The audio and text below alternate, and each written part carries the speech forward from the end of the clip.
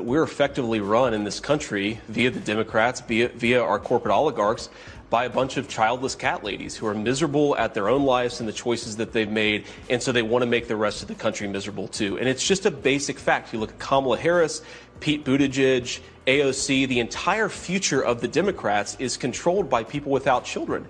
And how does it make any sense that we've turned our country over to people who don't really have a direct stake in it? Ah, yes, JD Vance. The man who wrote Hillbilly Elegy, the book that made everyone feel like they understood Appalachia for exactly 24 hours before they went back to arguing about the correct way to cook a steak. But Jennifer? She's not here to talk about the book. She's here to talk about him. And oh, does she have thoughts?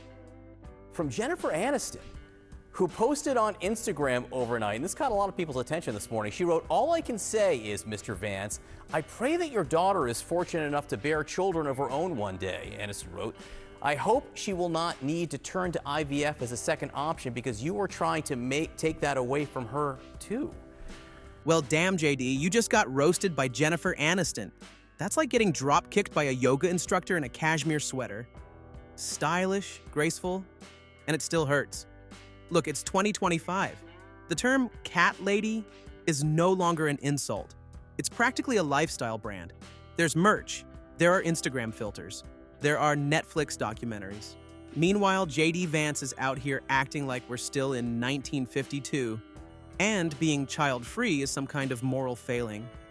Now you'd think after being so casually roasted by Jennifer freaking Aniston, JD Vance might have taken a moment to rethink his words. Maybe issued a quick, sorry to all cat enthusiasts, candle lovers, and women who just enjoy peace and quiet. But nope, he doubled down. Because if there's one thing politicians love more than bad takes, it's standing by those bad takes like they're constitutional amendments.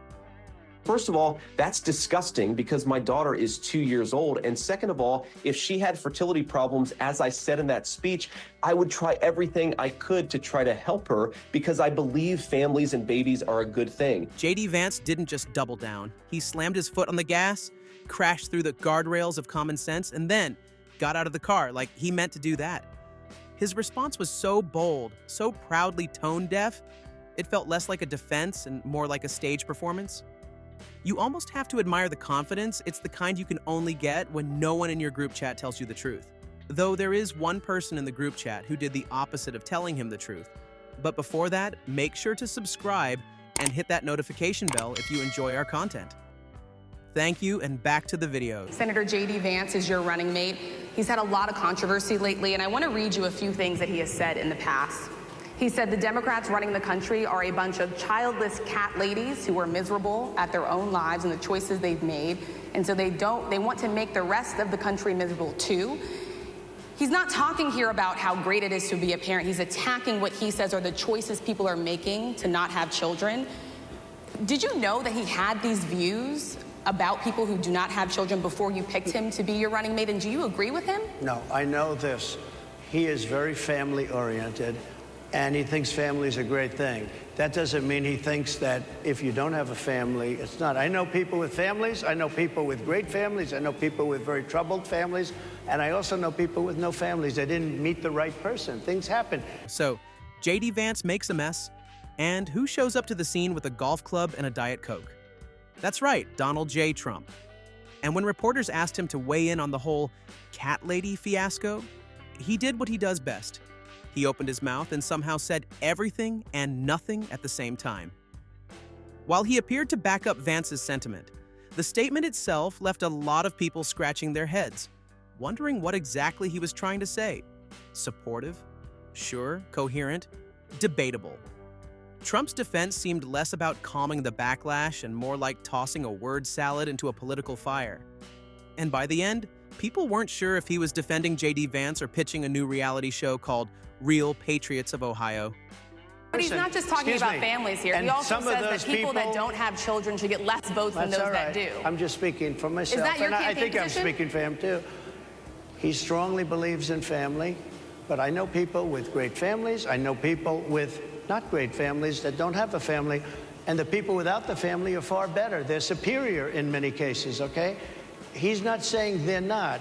What he's saying is that he thinks the family experience is a very important thing. It's a very good thing. But that doesn't mean that if you grow up and you grow older and you don't meet somebody that would be wonderful to meet and would have been good, that that's a bad thing. He's not saying that. My interpretation, you'll have to ask him, actually, but my interpretation is he's strongly family-oriented, but that doesn't mean if you don't have a family, there's something wrong with it. You ever watch someone talk and genuinely wonder if they're answering a question from a different dimension? That was Trump. 1 second it's about JD Vance and catless ladies. Next thing you know, he's talking about knowing the families of every single person in the Republican Party. He managed to dodge the question so hard, even his hair tried to leave the conversation. Let's take a moment to talk about one of the boldest political 180 degrees in recent memory. And no, we're not talking about a new hairstyle. We're talking about JD Vance, the man who went from calling Trump reprehensible and even going as far as calling him America's Hitler to praising him like he's the political messiah of the Rust Belt. Back in 2016, JD Vance was not mincing words. He said Trump was unfit for the presidency. He described him as a cultural heroin for the working class, addicting, destructive, and ultimately dangerous. And not in a he's good at speeches kind of way. And so one of the takeaways is not just that the Republican Party base is somehow fundamentally flawed in a way that's unique in American political history. It's that Trump is a really bad candidate and, frankly, I think a really bad person. Well, sometime between his best-selling memoir and his Senate run, JD Vance had a revelation. Or maybe just a realization.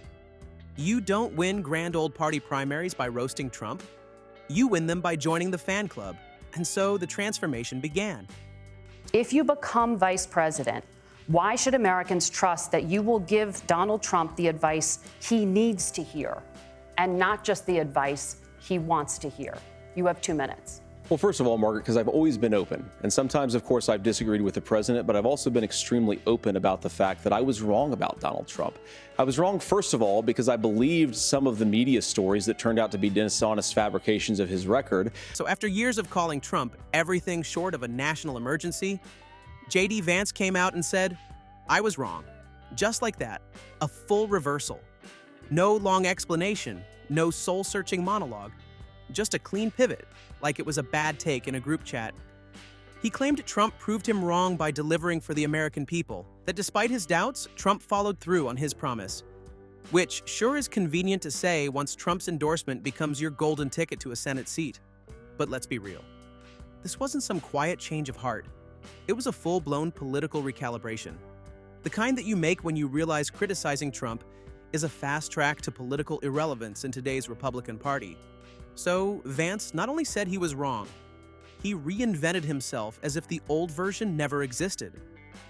I don't hide from that. I was certainly skeptical of Donald Trump in 2016, but President Trump was a great president, and he changed my mind. I think he changed the minds of a lot of Americans. If you go back to what I thought in 2016, another thing that was going on, Sean, is I bought into the media's lies and distortions. I bought into this idea that somehow he was going to be so different, a terrible threat to democracy. It was a joke. A joke. Oh, of course, because nothing screams comedy gold like lightly comparing a presidential candidate to a fascist dictator. Apparently, we all missed the punchline. Maybe the real joke was just how hard he was working to not vote for Trump at the time.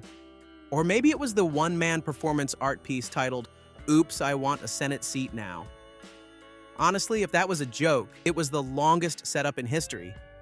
Years of tweets, interviews, maybe a teary voiceover, just for the big reveal. Gotcha, I've been a Trump guy all along. Just kidding, not really. Please endorse me. And now, when he gets slammed for calling childless women cat ladies, suddenly that's a joke too. Obviously, it was a sarcastic comment. I've got nothing against Kath. We're sensing a pattern here. Every time JD says something wildly offensive and the internet comes for him, he hits him with the old relax, it was a joke. It's like his political strategy is just stand-up comedy without the laughs or the consent. But here's the thing. Jennifer Aniston didn't find it funny, and when Rachel Green isn't laughing, you know you messed up. I mean, JD tried to joke, and she clapped back with the energy of someone who's survived 10 seasons of Ross's nonsense. At this point, JD Vance should just run on a platform of don't say anything I say seriously unless it polls well. Because between calling Trump dangerous and now turning against cat ladies. It's hard to tell if he's a senator or a glitchy podcast. Some advice for JD? Next time, skip the punchline. The women you're joking about have claws, platforms, and better comebacks than you'll ever have approval ratings.